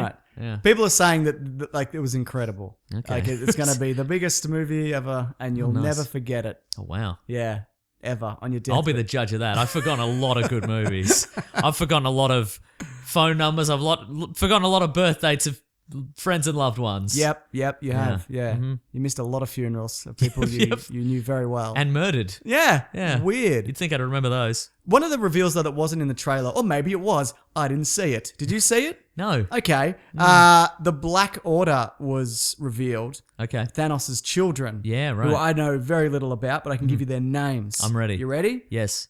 Corvus Glaive, Very good. Proxima Midnight, Yep. the Ebony Maw, Black Dwarf. Yep. However, the Black Dwarf has been later renamed as Cull Obsidian. Can't say dwarf anymore. Oh, but it is a word. Yeah, I know it is a word. You're right. You know? Yeah, I'm no, I get it. Anyway, Yeah. no, fair enough. It's a controversy that they don't want to. What you're accidentally saying is step it's into. political correctness gone mad, is what you're saying. What I'm saying is I don't know anything about this character regardless, and I don't care regardless. That's fair. Yeah, but if they want to change it, whatever. Yep. The other thing is Mark Ruffalo mentioned that he was asked in an interview, they said, will a Hulk movie ever happen? And his response was, for some reason, Universal don't know how to play well with Marvel, and because of that, and because they don't want to make money, right? So as we've talked about before, Universal owns partial rights to the Hulk movie because they made the Incredible Hulk back in 2008. 8, 9? Okay, yeah. Was it 8? No, it was 8, yeah. Kevin Feige was asked, and he was like, not at the moment, but, never say never. But I think they'll just be putting the Hulk in other movies. Totally, forever. They yeah, don't need exactly. to make a Hulk solo movie. There's no reason they'd need to. So, hey, if they want to, if they want to do it like that, I don't think Marvel really gives a shit. That's true. But do you? Do you want to see a Hulk movie? I'm happy with it. I think I we've- like team-ups. Exactly. I think we've reached the era where we can just have some team-ups. Yeah. Team up some colourful characters. Team up Star-Lord and Doctor Strange. Why not? Exactly. Sounds great. It'll probably come around where we'll be like, I'm sick of team-ups. Sick of team-ups. And then we'll go back to these. Yeah. But at the moment, yeah. I'm sick of team-ups. I want 2 stories happening on opposite sides of the universe featuring different characters, but they're happening at the same time and they never meet. Correct. That'll do it. That's what I want. I think we can move on to our next segment, Mason. Okay. It's called Letters. No. It's called What We Reading. Wait, are we not going to talk about Baby Driver? Oh, yeah. Let's talk about Baby Driver. I was going to say. Yeah, let's do it. Yeah. Okay. Spoilers or no spoilers? No spoilers. Can we make this reasonably brief? Yes. Only because Yes. I'm tired. You're very tired. But- well, that's evident by the fact that you forgot we were going to talk about Baby Driver. I didn't even put it in the notes, which There you is go. insane. Yeah, right? Because we met the director. The director, he was very nice. You may have heard that already in this. Yes. very Potentially podcast. Sony are listening to this and would hope that we do a review of Baby Driver. I liked it. Me too. I liked it a lot. Yeah. I think if you go into it thinking this is going to be like an Edgar Wright comedy, then If you think it's going to be the next Cornetto movie, nah, it's not. Not at all. Yeah. It's more along the lines of fun heat, I guess. It is fun heat. Yeah.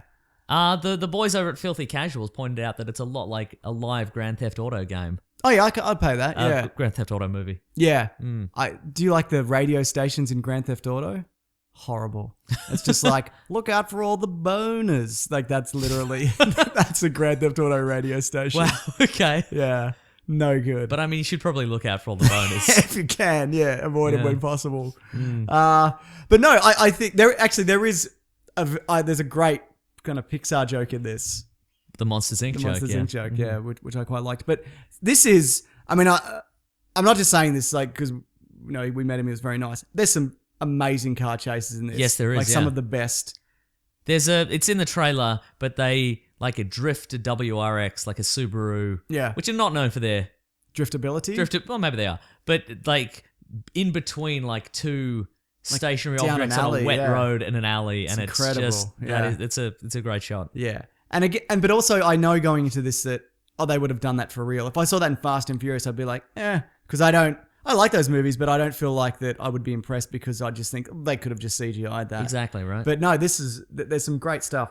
And I know, like, he didn't mention this, but a lot of the actors did a lot of their own stunt driving. He did Yep. mention that they did a lot of on-set stuff. Yeah. So they'd bring him in for the day, and you heard it. Why am I talking about this? It's just happened. I was there. For us, but even people listening, like they would have Yeah, just right. heard this. But that's cool that they didn't have him just sitting in a studio in front of a green screen, Yeah. just being like, react, And turn apparently right. there's a pod that you sort of the actors get put in, and they kind of replicate the motion of the vehicle. Right. Like, so if they're drifting a car, then they put them in this pod, and then they sort of spin the vehicle. Oh, And great, they cool. spin the pod like at the same rate and like sort of follow the car. Yeah. So everything moves the correct way. So like the hair moves the correct way, and the clothes move the correct way, and all the stuff in the car moves the correct way. That goes a long way to make a difference. Doesn't it, though? Because it's Yeah. the kind of stuff you probably wouldn't notice on the surface, but Uh-huh. you subconsciously you might be like, looks a bit weird. That's why everybody's shaven down in the Fast and Furious. Exactly. They don't That's need to right. do Yeah. that. Yeah. Yeah.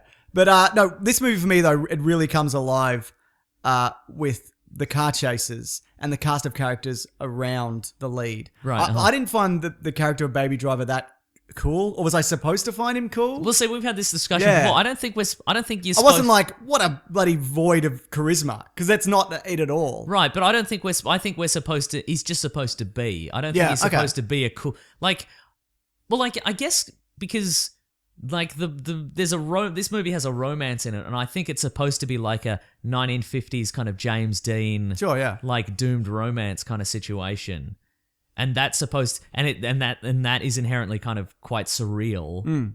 But I think and then they're put into a universe that is very real. Yeah. Well, elements, because it is a slightly heightened reality. Yeah, that's right. And the thing that twigged for me when it was, or the thing that really, kind of sunk home, it's not an expression, is it? You get what I mean? You're very tired. It's fine. Yeah. But, at the start, the opening sequence where he's dancing and you see that all the things that he's doing is kind of happening behind him. Like he's pretending to play the trumpet and then there's a guy behind him playing the trumpet. None of that registered. But then when he bought the coffee, they came in like 5 seconds and I'm like, oh, this is a heightened reality because that never happens. You know what I mean? That was the moment for me. Yeah, but right. it's not, it's very realistic in a lot of ways though, in terms of like the way the characters, I guess, interact with each other. Like maybe not even. I don't know. How would you put it? I don't know where I was going with that. What are we doing? What are we doing? Yeah. What are we doing with our lives? Yeah.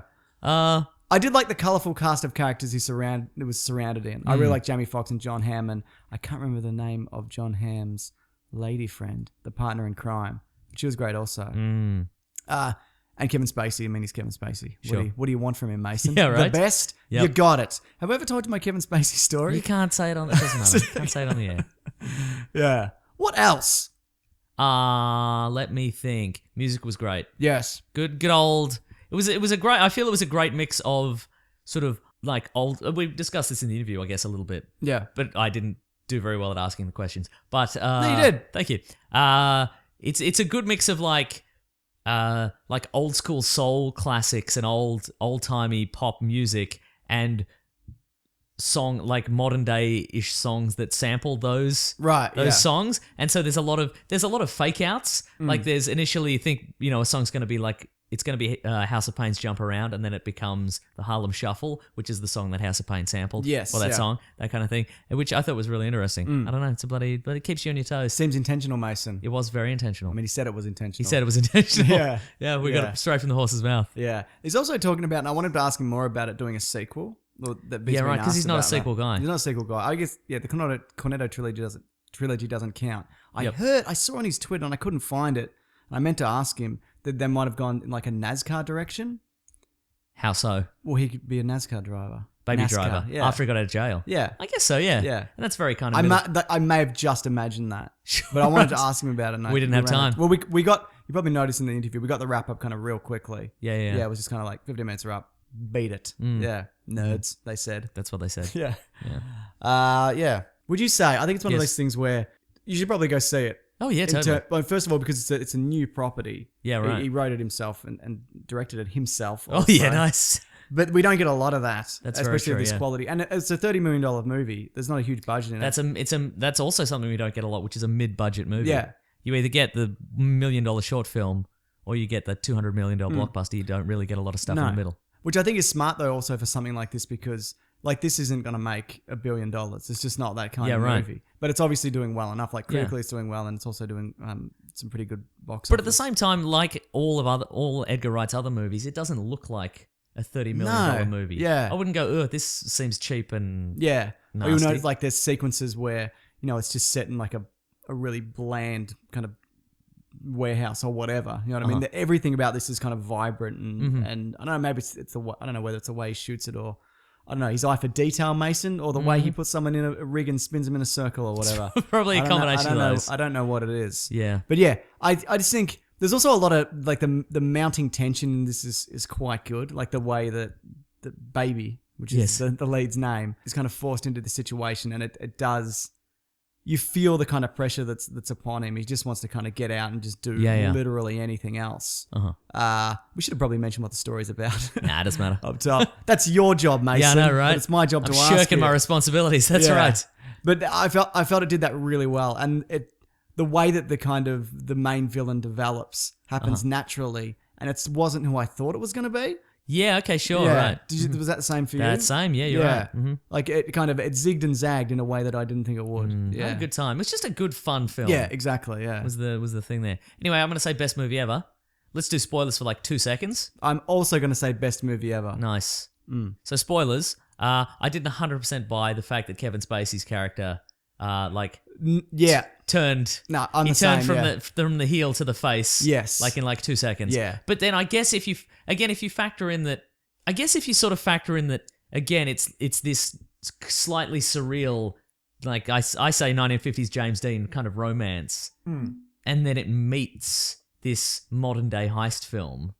Like, I guess when he sees Baby and Deborah together, Something like twigs. Yeah. and like the magic takes a hold. That's a really- like that's a good individually, point, he's actually, like, yeah. I don't care, you're just a kid and you got a girl, who cares, kind Yeah. of thing. This is real and this is whatever. But then when he sees them together, he's like, He's it's like, kind of magic. It's, you know, Yeah, he was like, this is because it was something like I had a girl. I fell in as love well. once, yeah, uh-huh. yeah. Man, crazy days. Didn't feel long. It was brisk and fun. it was brisk and fun, right? Yeah. Yeah. And the music was fantastic. Jamie Foxx I particularly enjoyed. There's a lot of fun in this. Yeah. But no, I think it's definitely worth checking out if you haven't already because it's been out in most parts of the world for like a month. Right, yeah, we Yeah. got this one last. But yeah, Yeah. let me get into it. Pretty great. Mason, let's do letters. It's time for letters. Wait, don't we have another No, segment? sorry, what are we reading? We're reading what we got to read. I am flying this You week. are you are nailing this. I'm doing the thing. What are we reading today? Tell you what, I'm gonna read Yep. because it's back apparently. Game of Thrones. Yay, is back. that's what I had. It's on tomorrow. Ugh. We're back into it, Mason. No, I'm not. Me and you. No, I'm against GOT it. bros. No, we're not GOT bros. We're not GOT bros. Hashtag GOT bros. Oh, jeez, all right. If you're a GOT bro like Mason, No. hashtag GOT bros. Back into this To bloody, Mason. this bloody desolate universe, this desolate, depressing universe. But this is where it gets all magic and dragons. It I hope all so. happens. I guess the benefit is this season, again, because it's the pointy end of Game of Thrones, the series, most of the people in it are dead now. Yes. So I don't have to remember as many names. Just a lot of locations have been destroyed with Yep, green yep, fire. yep. A lot of people have had their eyes torn out or have been eaten by dogs. I don't have to think about them anymore. I just have to focus on like the 5 people that are going to live. Well, Potentially. The Potentially. 2 or 3 people who are going to live. Wow. The one guy is going to live. Wow. Is Peter Dinklage going to live? I don't know. I don't know. Yeah. So that's about tomorrow. We were talking about, and we talked about this with Ben from Filthy Casuals as well, doing like a recap thing, but we just don't have well, I know I don't have the balls. The balls to do it. Yeah. I'd love to do it, but I can't. I just can't do it. Yeah. Anyway, hashtag GOT bros to Mason. All right, let's no do that. spoilers though. Have you watched or read or done anything this week? I haven't had time. I watched really. a bunch. I read my comics every week. Oh, actually, I'm really enjoying. There's a Darth Vader comic at the moment. Yeah, right. It's 3 in, and he goes to find his lightsaber crystal. I've talked about this before. Yeah, have you? And the guy he decides to take it from is a guy who's been isolated and only been training. I think I must have talked about this recently. Before Anakin even went into the Order. Oh, sure, right. So when he gets there, he's severely outmatched, and because he's just Darth Vader, like he's just started, he's not used to his limbs and whatnot. It's great. It's really good. Exactly. He's having all sorts of driver errors That's right. Yeah. in his cyborg bits. Yeah. There's some ransomware on his Too many on that little pop-ups. chest thing. and the Exactly, yeah. visors. Yeah. Well, have you been reading a thing? No, I haven't had a chance. What should I get into? Don't say Star Wars. Well, Star Wars is quite popular. Let me double check. I'm gonna go to my comics and I'll tell you in a sec, Mason. Okay, please do. No, Doctor Who has not been announced yet. Oh, phew, relief. Yeah. But again, we can't go to bed not knowing who the new Doctor Who is. I absolutely can. Wow. And I will. Spooky. Jupiter's Legacy. Oh, It's yeah, a that's finalist to the Mark which Miller, I quite your like. best mate, Mark Miller. We're Yeah, best yeah. friends. Mm-hmm. I quite like that. They just did the wrap up of that. I've been reading Secret Empire. I've been talking about that quite a bit. What else? Yeah, God Country. You've It's a been good reading one. that? Yeah, I read the first few, but I haven't finished it, so that's wrapping up pretty soon, right? I think it has wrapped up. There you go. Yeah, Invincible's great. I'm not still on that. Yeah, good stuff, Mason. It's all good stuff. It is all good stuff. Hadrian's Wall. You've been reading that? No, that's the murder mystery set in You space. should absolutely read that. Okay, It's right. great. Okay. Yeah, get into it. Nice. All right, Mason. I hope you like. Letters? Yeah. Do you? I do. The classic one was letters, oh letters, we love you. Some letters, they're only a day away. You know they're here right now. We're gonna do letters. I've got a letter. I'm You've ready. got a letter. I've We've got a all got tweet. letters. Actually, I've got a tweet. You've got an email. I'd imagine. Is that how it goes? Yes. Do you have an email? Not yet. Okay. If you do want to send an email, it will be read live on this show as Mason finds it. weeklyplanetpod@gmail.com. Just as an administration issue, Go on. when we get sent letters for our letters, Yeah. our letters segment, a lot of people write in the subject line letters.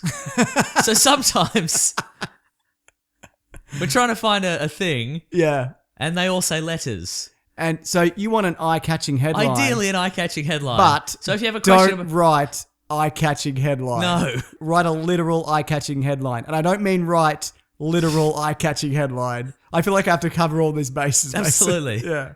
Yeah. So ideally, for example, if you were going to ask us a question about Edgar Wright's Baby Driver, perhaps you could write Baby Driver question in the subject line as opposed to writing letters.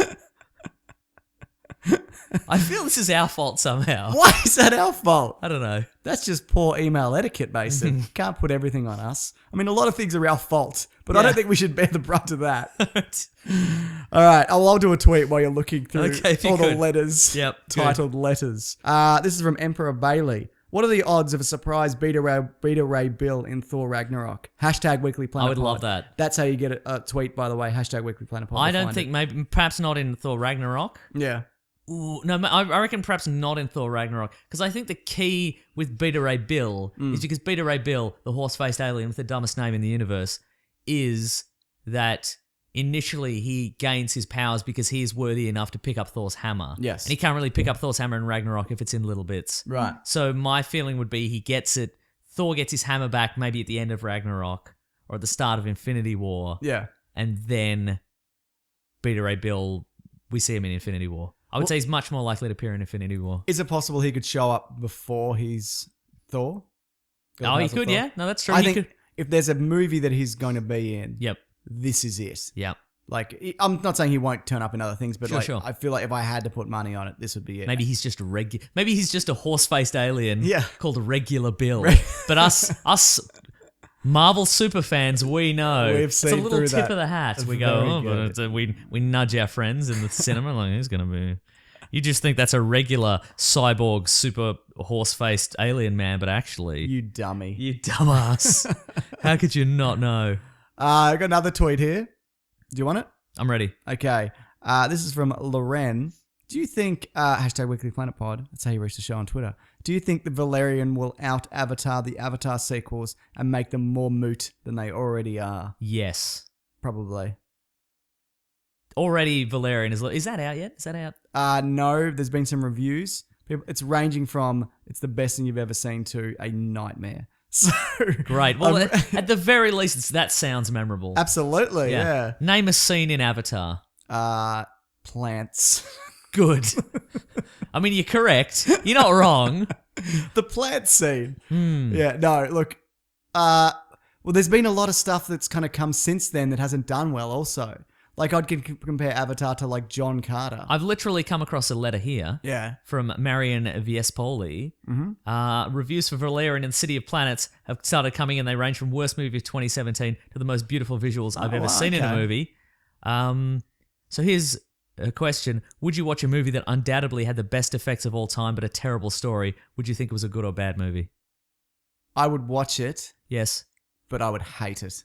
Yeah, same. I feel like a lot of Transformers is that. And I felt the same about Speed Racer. Yeah, right. Like that yeah. isn't it? That's a because I put off watching that for a long time. Yeah. Because I'm like, what is this movie Some going to be for people me? love that movie. Some people love that movie, Yeah. and our friends over at the Blank Slate Movie Podcast have talked about Speed Racer. Right, yeah. And That's a good podcast, isn't it? it's a great podcast. But as an achievement, it's kind of amazing. Yeah. But as a movie, I was bored out of my brains for that. I just couldn't. It's just there's Is it because nothing it doesn't to feel real? It doesn't feel. It's just on that uncanny valley Yeah. level. But also, How's Matthew Fox? there's too many plots happening in it. There's a monkey in it? There's a Spritle and Chim Chim are in it. They're always hiding in the Are trunk there of the Mark two V. monkeys? No, Spritle is the kid, and Okay. Chim Chim's his monkey. Okay. Yeah. You know what happens when monkeys reach a certain age? They tear your dick off. Is that their birthday present? That's they go bad. Yep. Chimps, they reach a certain age. So, and immediately after that, we've got two letters, one from James Young and one from Connor Wilson. Yeah. They both say letters, it's time for letters. Nice. That's the subject line. Well, it is. So, should I click on one of them? Pick one. James Young. Oh, James is a teacher. He listens to the podcast while he plans lessons. Probably shouldn't. And more than one occasion, I've absent-mindedly typed some of your gibberish into the PowerPoints I've used in the lesson. He's had to sidestep on the fly. That sounds like a very teacher thing to do. Yeah, it's a lot of on the fly side. He also grew up in the town that The World's End was filmed in. All right, There you Wales, go. yeah. Is he just bragging? Is this just a brag? I think so. Yeah. Have you ever been suckered into watching a TV show because someone you live with watches it? Yes. I got suckered into watching all 259 episodes of Grey's Anatomy. Good Lord, there's that many episodes of Apparently. Grey's It's still Anatomy. going, Yeah. I think. Yeah, I got into Sex and the City when I lived with Yeah, two no, girls. Yeah, I've yep. seen it. I mean, that being said, like they started. I didn't live with it. anybody and I watched Yeah. every episode of Well, that's Sex and what the happened to City. me. I just Yep. kept watching it. Uh-huh. Yeah. What else? Let me think. RuPaul's Drag Race. All right, that's good, isn't it? It's pretty good. Yeah, It's pretty never seen good. it. But my favorite thing to do while watching RuPaul's Drag Race is go, all right, settle down, everybody. Because it's always like, woo! Everybody's like, woo! Like there's always a live finale, and it's always like, everybody, it's RuPaul, and everybody's like, woo! And I'm like, all right, settle down. This is a bit much. Come on, guys. And it's like, hey, it's your favorite drag queen from the previous season, woo! And I'm like, come on, settle down. All right, we get it. It's all right. Come on, guys. We're all fans. Yeah. Yeah. Yeah. There's been a heap. I'm trying to think if there's any others that have sprung to mind. I mean, a lot of stuff, like by default, you end up watching, with your parents. But I think because in this age where there's 15 devices in my house that I can watch something on, including one that you just found behind the couch. Exactly. You probably didn't even. I'm gonna push the button on it. I'm gonna push the home button and see if it still works. Nah. No, it's still on. Oh, it's still on. Still got What's a power. battery? 5%. Beautiful. It's Yeah. But no, I think it's harder for that to happen for me at least now. Like when there's one TV in the house, then yeah, you make a compromise and you're like, well, shit, we have to watch this. Yeah. I'm sure they have more examples of that. Connor Wilson, now second letters, it's time for letters. There's some gold in these ones. Yeah. I've changed my mind. The ones that just say it's time for letters. I'm loving them. He just finished watching the Leftovers. Oh, I got to get to that. Yeah. Yeah, which I watched a few episodes of and then I sort of dropped off a little bit. But, Yeah. I should get back to that. Got a few left over, do you, Mason? He says the real secret behind the Leftovers' success was exactly the length that it needed to be. Yeah. 3 seasons, 10 episodes each, didn't drag it out. Yeah, absolutely. Do you know of any other shows that didn't outstay their welcome and ended up being better for it? Every British comedy. Absolutely, yeah. Yeah. I would say that 100%. Yeah. Because they have a certain amount of story they need to tell, and they just go, okay, wouldn't it be funny if Manny did this and Bernard did this and blah, blah, blah. I recently rewatched all those. They're great, Yeah, right? They're great. But tell all the stories you need to tell. You don't need to do 22, 30-minute episodes and then struggle to go. But at the same time, there's some, Parks and Rec. That's a Parks good and Rec, example. Seinfeld had, if they hadn't... See, that's the thing. I guess it's a double-edged sword because in a lot of cases, if, Seinfeld and Larry David didn't have to pump out however many episodes, they probably wouldn't have gone, what's another crazy thing Kramer could do? Yeah, absolutely. Scream the N-word at a comedy club. Yeah. Was that an episode? No.